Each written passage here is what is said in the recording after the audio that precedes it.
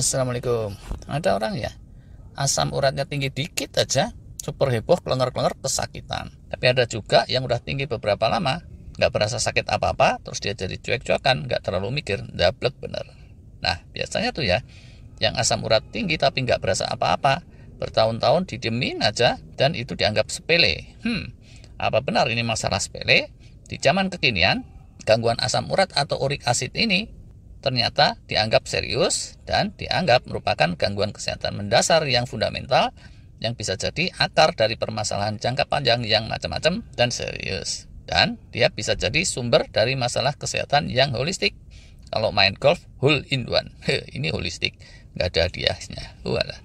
Manusia itu untuk hidup sehat dan normal semuanya mesti alami sesuai kodratnya dan mesti pas, tidak berlebih, tidak kurang. Protein gitu ya. Asupannya itu mesti pas-pasan, tidak berlebih tidak kurang. Keluarannya juga sama, tidak berlebih tidak kurang. Dan proses di dalamnya juga mesti normal. Lemak juga sama.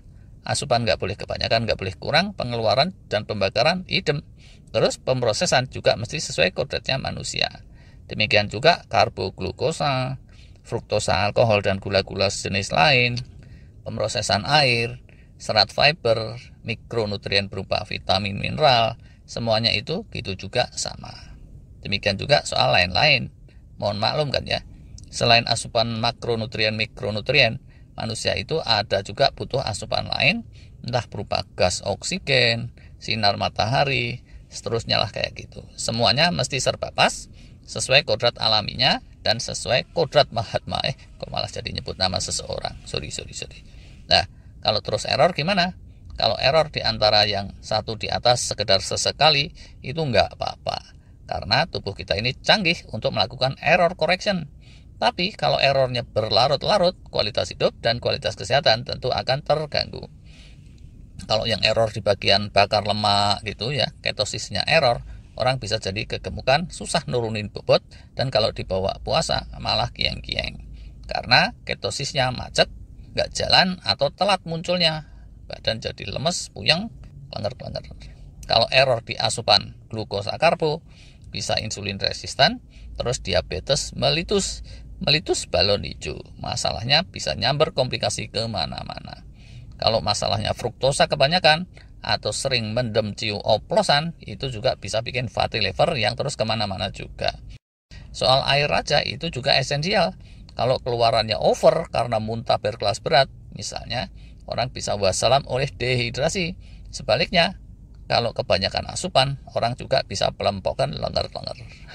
Serat fiber itu juga kalau kebanyakan bikin besesek, tapi kalau kurang juga, lawang itu pakan pentingnya untuk mikrobiota di perut, ya saluran cerna dan gut mikrobiom kita bisa keganggu, gangguannya terus bisa nyambung kemana-mana juga, bahkan bisa bikin kanker dan jadi sumber masalah yang holistik, dan seterusnya. Nah, ternyata gangguan asam urat atau uric acid ini termasuk salah satu gangguan fundamental seperti itu. Antara lain, dia itu terkait dengan metabolisme umum dan metabolisme protein di tingkat hulu. Dan dia ini bisa jadi akar masalah untuk hal-hal yang macam-macam. Dulu gitu ya, hal ini tidak terlalu dipahami apa konsekuensinya, selain dari yang kasat mata saja, macam gout atau radang sendi atau rasa sakit yang cekot-cekot tadi. Tapi di zaman kekinian ternyata penelitian-penelitian mengindikasikan uric acid asam urat ini bisa jadi akar masalah untuk sejumlah penyakit degeneratif yang serius. Kurang lebihnya kalau didiemin aja untuk jangka lama, dia bisa seserius insulin resistan atau diabetes, atau bahkan bisa lebih dari itu, walahu alam. Oleh karena itu, kalau boleh saran, kalian yang asam uratnya tinggi, mulailah cermat memahami dan mengatasi hal itu, jangan ditunda-tunda lagi. Zaman dulu kala diduga oleh para dokter, sumber masalah asam urat ini secara langsung berasal dari makanan yang kita makan, yaitu sebagiannya karena asupan makanan tinggi purin, dan sebagiannya lagi karena asupan toksik tertentu seperti alkohol dan sebangsanya. Belakangan, para dokter menyadari orang-orang yang gangguan asam urat itu kalau dietnya didisiplinkan sekalipun, ternyata uric acidnya ya gitu-gitu aja, bukannya jadi sembuh. Berjejer tuh biasanya pantangannya untuk orang yang asam urat tinggi. Tapi yang sensitif biasanya terus nyadar bahwa yang beneran bikin cekot-cekot dari list yang banyak itu tidak semuanya. Apalagi kalau yang nggak sensi, makanan apapun yang ada di daftar pantangan pada nggak ngaruh semuanya. Bener nggak?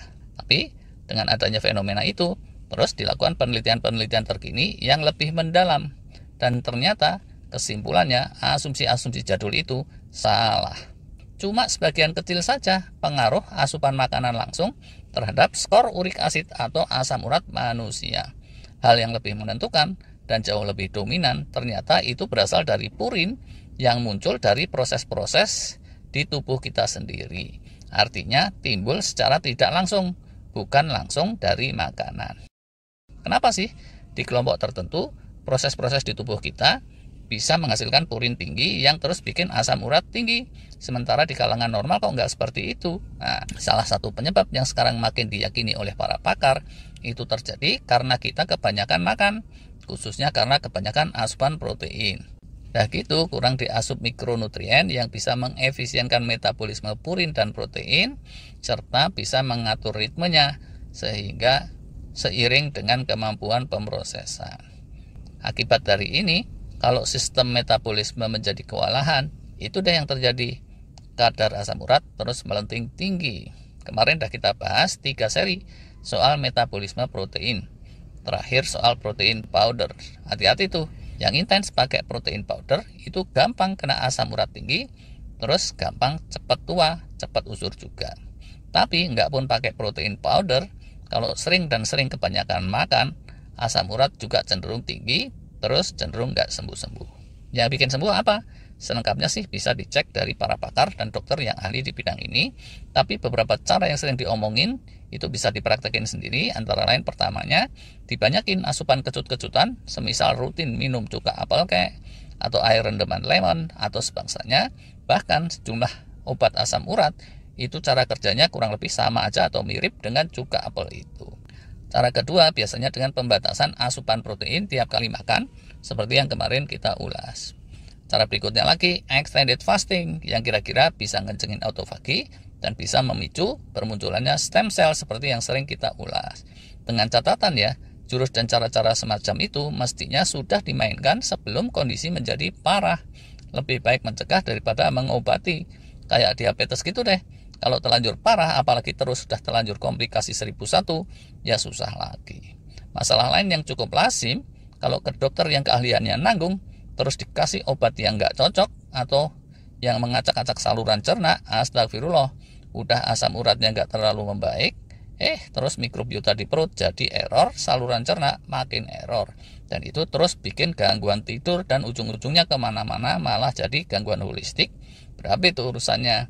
Nah jadi hati-hatilah, kalau yang check up skor asam uratnya tinggi, itu mesti cepat dicermati dan disikapi dengan cara yang benar. Jangan dibiarkan berlarut-larut, tapi juga jangan gerabak-gerubuk pakai cara-cara yang malah membawa mudarat. Gitu deh, kira-kira sharing kali ini. Terima kasih.